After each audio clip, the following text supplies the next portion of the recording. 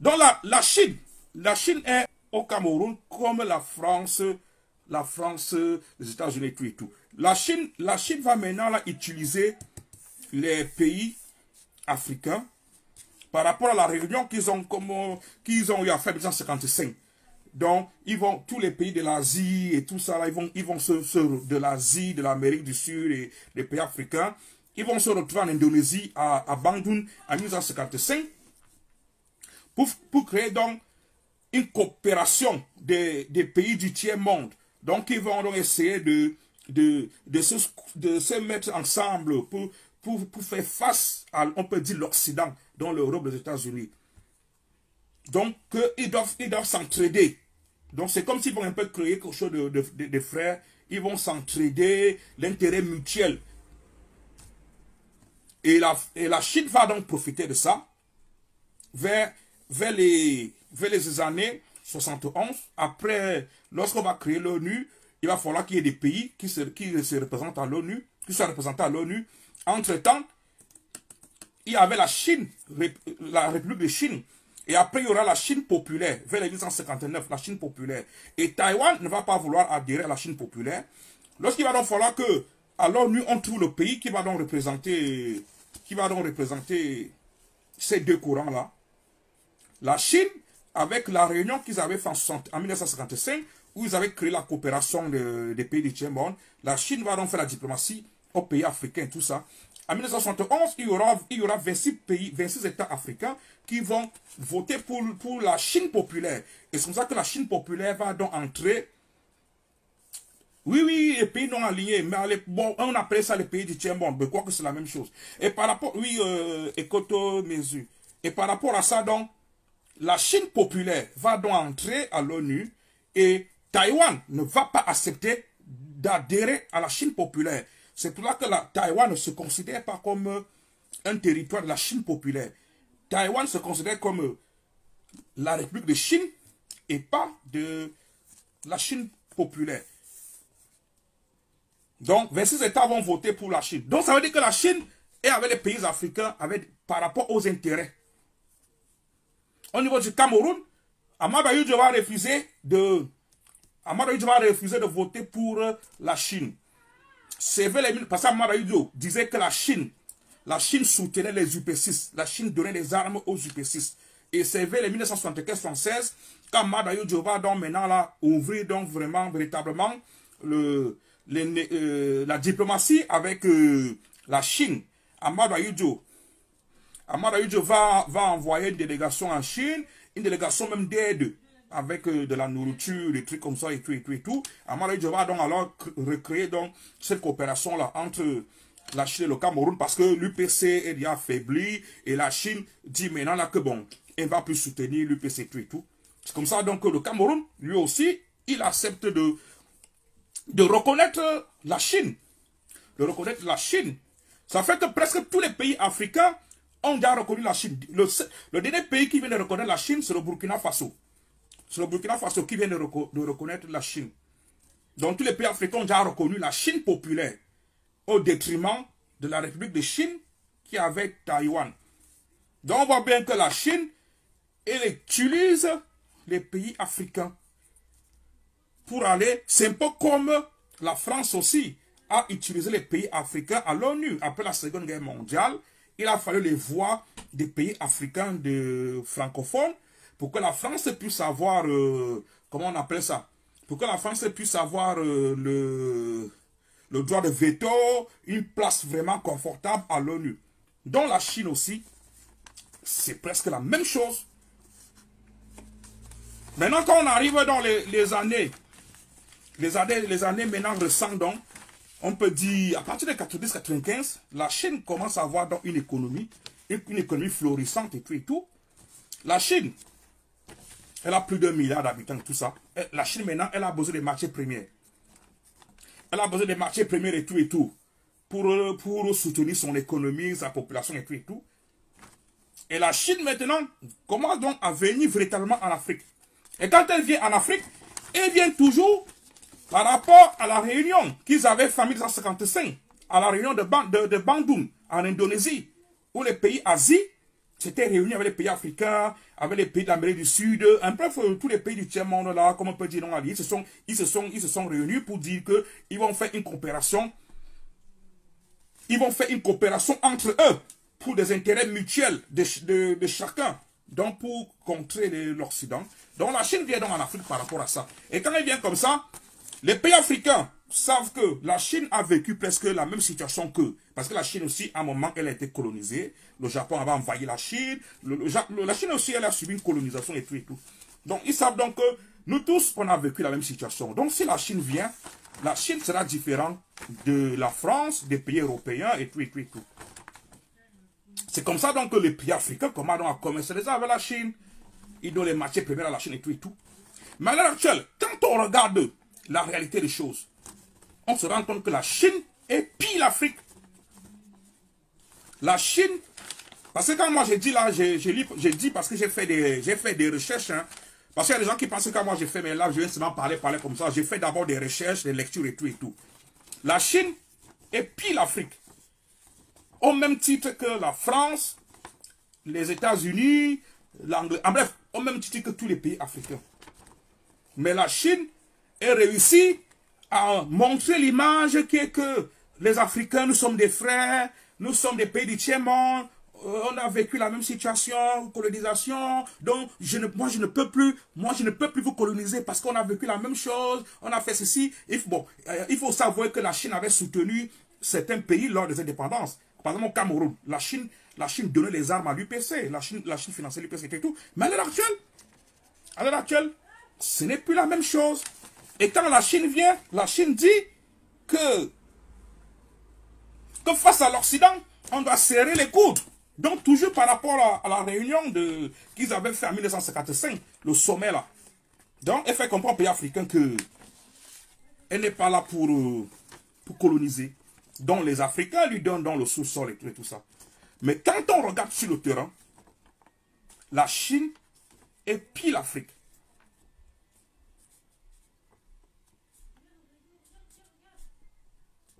La Chine épie l'Afrique. C'est-à-dire que la Chine, tout ce que la Chine prend en Afrique, elle ramène chez elle. Elle fabrique. Après, elle revient en Afrique déposer sa poubelle. Ces faux trucs qu'elle fabrique là, elle revient en Afrique. Elle vient maintenant redéposer ça en Afrique pour que les Africains achètent. Et l'argent que la Chine récupère, la Chine n'investit pas en Afrique.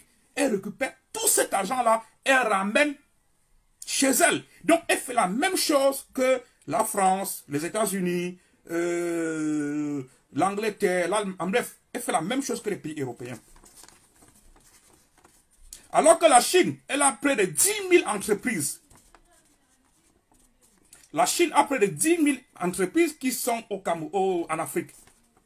Qui sont en Afrique. Et par rapport à ces 10 000 entreprises-là, selon les statistiques, la Chine investit 13,5% d'investissement dans le monde. Donc, dans l'investissement mondial de la Chine, c'est près de 13,5% dans le monde. Mais en Afrique, la Chine investit que 1,2%. Ça signifie que tout ce que la Chine fait comme profit en Afrique, la Chine ramène tout ça chez elle. Elle investit que 1,2% en Afrique, la Chine. Donc, sur ces 10 000 entreprises, la Chine investit que 1,2%. La Chine, donc, sur les 13,5% que la Chine investit dans le monde, elle préfère investir dans d'autres pays. Elle préfère investir dans d'autres pays, peut-être dans d'autres pays à côté de l'Asie. Dans d'autres pays à côté de l'Asie, j'oublie un peu les noms, des Bangladesh, des trucs comme ça là. La Chine préfère aller investir là-bas et tout. Mais elle n'investit pas en Afrique. Donc la Chine fait la même chose que, elle fait même pire.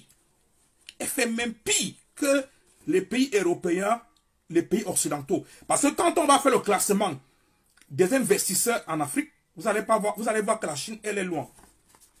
Que la Chine, elle est derrière.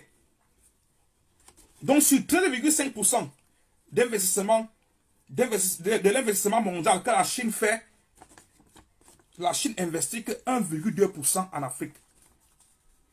Donc, elle préfère donc investir les bénéfices dans d'autres pays.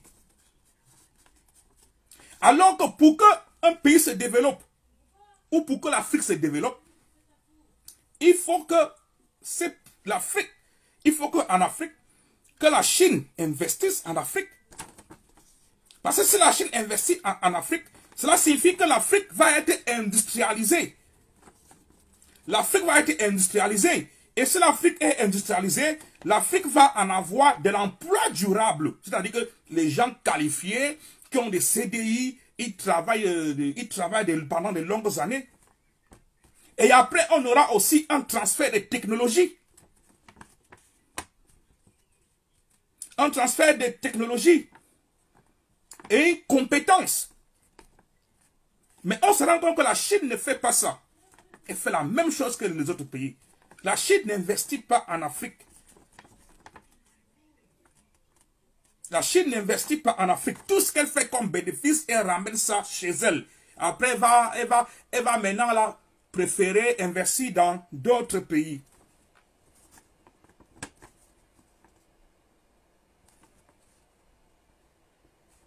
Alors que ce que l'Afrique a besoin. L'Afrique n'a pas besoin de la Chine qui vient piller l'or, qui vient piller le diamant. Non. L'Afrique a besoin d'une Chine qui vient en Afrique. Elle installe les usines. Elle installe les usines. Elle industrialise. Elle fait créer des emplois. Elle fait le transfert de technologie. Mais on n'a pas ça. Donc, tous les emplois que la Chine crée en Afrique, ce sont des emplois ponctuels. C'est-à-dire que quand la Chine vient construire un pont, la Chine va peut-être recruter quelques personnes, quelques Africains qui vont être des manœuvres et tous ceux qui vont travailler. Mais la plupart des personnes diplômées, ce sont des Chinois. Ce sont des Chinois qui font ces travaux-là. Les Africains seront que des employés, des manœuvres et tout ça. Donc, des emplois qui sont pas, on peut dire quoi, qui sont pas des CDI, des emplois ponctuels. Tu travailles pour un jour. Et des emplois même à faible valeur ajoutée. C'est-à-dire que tu es petit manœuvre, on va te payer je ne sais pas combien la journée. Ça ne crée pas en plus. Ça ne crée pas en plus. Tu ne pourras pas vraiment lancer l'économie. Vous ne pouvez pas lancer l'économie avec ça. Et même dans les bâtiments, les bâtiments, vous allez voir que il y a des fois même les manœuvres même sont des Chinois. Des fois même des manœuvres même sont des Chinois. Ça fait qu'en Afrique, on peut compter au bout des doigts les pays qui ont réussi à faire en sorte que la Chine investit. Que la Chine investit chez eux. Il y a par exemple l'Éthiopie. L'Éthiopie a réussi à faire que la Chine investit chez eux parce qu'en Éthiopie, il y a quand même des usines. Il y a quand même des usines de fabrication de chaussures, de fabrication de ceci, de fabrication de ceci. Cela permet quand même que l'Éthiopie pourra avoir une certaine main-d'œuvre, une certaine qualification, une certaine montée en compétences. En Éthiopie, il y a quand même, la Chine a quand même accepté d'industrialiser, de créer les industries en Éthiopie. Parce que la base d'une économie, la base d'une révolution économique, la base d'un pays qui se développe, c'est l'industrialisation. Mais la Chine ne fait pas ça. Il y a aussi la Zambie. La Chine aussi a aussi commencé à construire un peu des usines là-bas. Il y a aussi le Maroc. Voilà un peu les quelques pays en Afrique qui ont réussi à obtenir des emplois durables. C'est-à-dire que la Chine crée monter des usines et tout ça. Mais dans un sens global, la Chine n'investit pas en Afrique.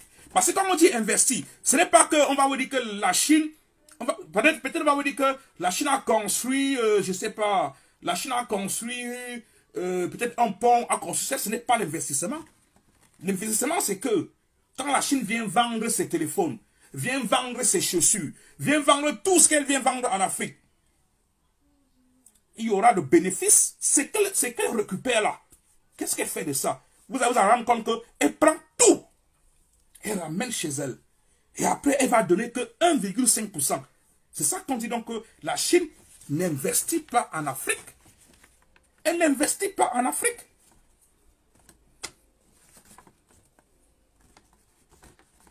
Elle n'investit pas en Afrique. Alors que c'est le premier partenaire des pays africains. Mais elle n'investit pas en Afrique. La Chine, c'est le premier partenaire des pays africains devant les États-Unis. Les échanges commerciaux entre la Chine et l'Afrique, c'est dans les 190 milliards de dollars. Dans les 190 milliards de dollars. Mais maintenant, quand on parle de l'investissement, la Chine n'investit pas en Afrique. Et là où même c'est pire, c'est la dette.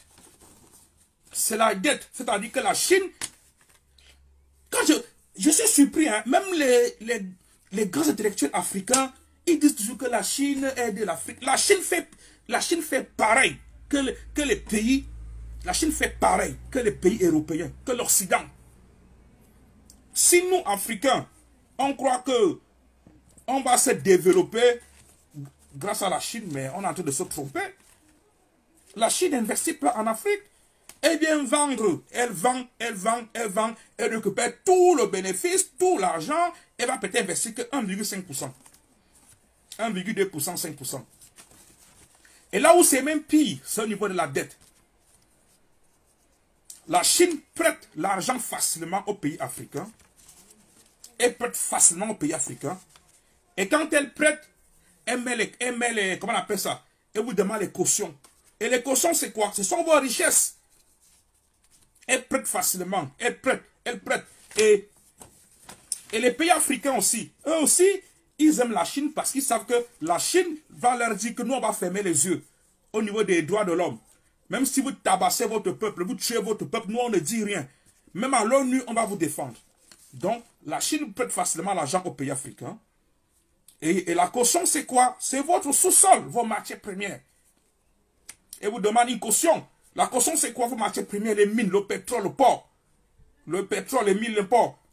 Et cela fait donc à l'heure actuelle, on a des pays en Afrique. Donc, ils ont plus de 70%. C'est-à-dire que plus de 70% de leurs dettes, c'est une dette chinoise. On a par exemple le Kenya. 72% de la dette du Kenya, elle est chinoise. 92% de la dette de Djibouti, elle est chinoise. On peut citer l'Angola. Il y a plusieurs pays que plus de 70% de leurs dettes, plus de 70% de leurs dettes sont chinoises. Et ça fait que lorsque tu n'arrives pas à rembourser, la Chine va te demander de lui donner les mines, de lui donner le pétrole. C'est ça que la Chine avait fait un pays là vers l'Asie. Je ne sais pas si c'est le Sri Lanka. Il y a un pays là, j'oublie le nom. La Chine leur avait construit tout un port. Mais ils doivent rembourser. Quand ce pays-là est en défaut de paiement, la Chine leur a dit, vous nous donnez le port. Et ce pays-là a donné le port là à la Chine. Et la Chine va gérer le port là pendant 99 ans. C'est comme ça que la Chine fait donc. Elle vous donne l'argent, elle vous donne. Et cet argent-là aussi, c'est un argent qui crée la corruption. Parce que quand la Chine prête l'argent aux pays africains, il n'y a pas de contrôle. Les ministres, les présidents, les ceci, eux aussi vont voler une partie de cet argent-là. Ils vont aussi voler une partie de cet argent-là. Et après, au moment qu'il va falloir rembourser. Si vous avez placé l'argent, la Chine va vous dire, il y a les mines, il y a le pétrole, donnez-nous. C'est comme ça la Chine fait. Elle fait la même chose que les pays européens, les pays occidentaux. La Chine fait la même chose. Et la plupart des prêts de la Chine, c'est... La plupart des prêts de la Chine, c'est en... Comment on appelle ça? C'est en matériel. La Chine va vous dire, on vous prête tant nombre de milliards, tant nombre de milliards pour construire un pont. Le pont là, c'est la Chine qui va construire. Ça veut dire que elle vous donne l'argent, mais elle reprend cet argent. Elle va prendre ses entreprises. Elle va prendre ses entreprises. Elle va prendre des Chinois. Elle vient avec tout. C'est-à-dire quand elle prend de l'argent, c'est un package. Elle vous prend de l'argent, Elle va maintenant trouver les entreprises chinoises qui ont venu construire la route, le pont et tout et tout. Donc, avec tous les ouvriers, tous les manœuvres, ils viennent donc, eux tous, ils viennent en Afrique pour donc construire cette route-là. Et quand la Chine arrive donc là, vous allez voir, elle ne va même pas recruter les Africains. Ou bien les Africains qu'elle va recruter sont les ouvriers, les manœuvres et tout et tout. Il n'y aura pas vraiment des Africains qui ont de la compétence dans les constructions pour qu'il y ait un échange de technologies. Donc la Chine va arriver avec toute sa main d'œuvre, elle va construire la route, construire le pont, et après elle repart. Donc ça veut dire qu'elle récupère tout l'argent. Elle récupère tout l'argent. Voilà un peu ça la Chine.